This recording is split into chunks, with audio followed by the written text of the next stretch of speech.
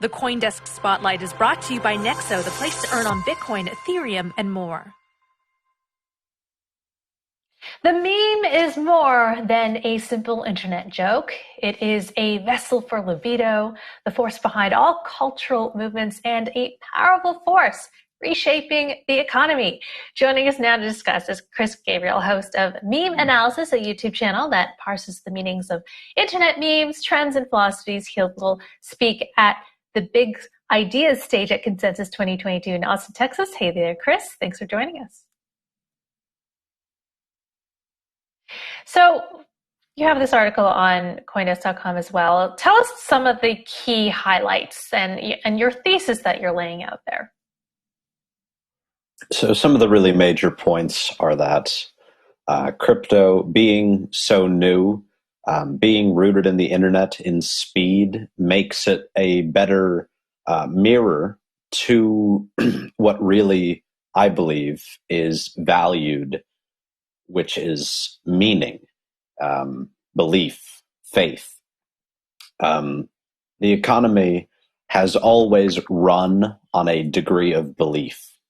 It just so happens that we have an explosion of new belief systems, of new desires that crypto is now filling.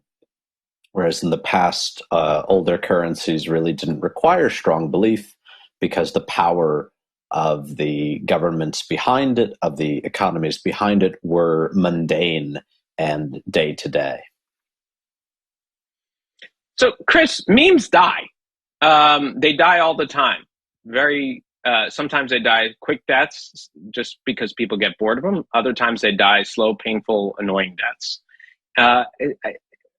Doesn't that hold true as well in cryptocurrencies? Because unlike traditional fiat and gold-based currencies, which were backed by governments with guns, these kind of things are, as you said, based on beliefs, and in many cases, they're kind of, let's just say, goofy. We have a lot of memes now that circulate just because of the trolling aspect of it, including, in many ways, you could say Bitcoin.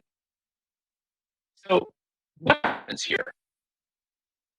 That's absolutely the right way to look at it, but one needs to kind of take a Nietzschean approach. When we look at Nietzsche, we see like this is good. It's good to have these constant struggles, these constant deaths of weaker memes for the sake of greater memes making it to the top. It's the cream rising to the top through mimetic competition rather than the genetic competition that happens in nature.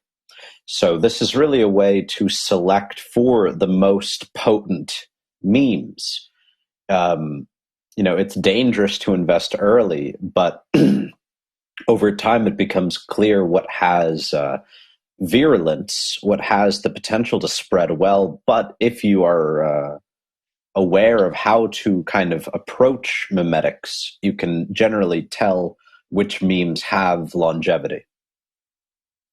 Okay, so this is giving memes a lot of credit here, because I almost feel that memes are, they appeal to this primitive, id-like, part of ourselves driven by sentiment. It's primeval. It's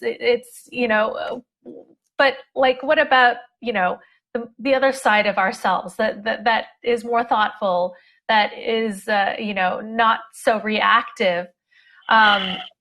Do we do away with that? I just feel that this goes, and memes speak to so much of a primitive side of ourselves, and to put that into the economy, and that poses quite a bit of danger, I would say. Well, there's a Roman saying that you can tell that a quality, that a society is of value when their poets are able to make a living. And this reflects the inherent id nature of commerce. Commerce is not generally lofty until the very late stages of a culture. The fact that crypto mimetically would reflect the id right now would not be a surprise, because we're in the very early developing stages of this sort of new digital world. I do think it is worth looking at as a kind of separate world from the material world. It has its own needs, it has its own inherent nature, and it deserves to be treated as such. And it's certainly undefined as of yet. So it does need to go through these very primitive struggles before it can reach those lofty heights. The rub is another saying, and that is, if you don't like the way a baby looks, sit on a mountain and let a wolf eat it. So along those lines, why would I put money in a cryptocurrency if it is a meme? And you look at the memes, obviously, if you were to cite as a meme, those things seem to have longer lasting staying those are thousands of years. Governments and nation states, it's been about 500 the Treaty of Westphalia, let's say. But now you're talking about memes that exist on the internet for a few years, a few months, and then you have cryptocurrencies, which are only 12 years old, yet those are kind of, as you said, mnemonic. And so now, why would I put money in Bitcoin if it is a meme, and the life cycle of those memes is shorter and shorter all the time, to the point that you're leaving it on the mountain for a wolf to eat? That is the question. I mean, I think it comes down to something in gambling.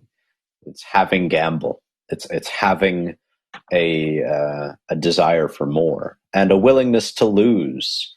I don't think that the average investor who is aimed at safety is necessarily going to be investing in these coins. It's something that you find like kids do. I know a lot of my audience invested in Doge after I made a video about it. I wasn't exactly suggesting they invest in it or anything, but just talking about it, just bringing attention to a meme, spreads it. But I think meme coins as they exist, not the view of crypto as a meme itself. It still stands, though. Young people who want a chance, I think especially young people dissatisfied with the way that the world works, are very attracted to these higher risk but far more exciting gambles. And their being raised on the internet gives them kind of a natural intuition about what is going to hit and what's not, in a way that people who are not involved in the culture are not going to be aware of.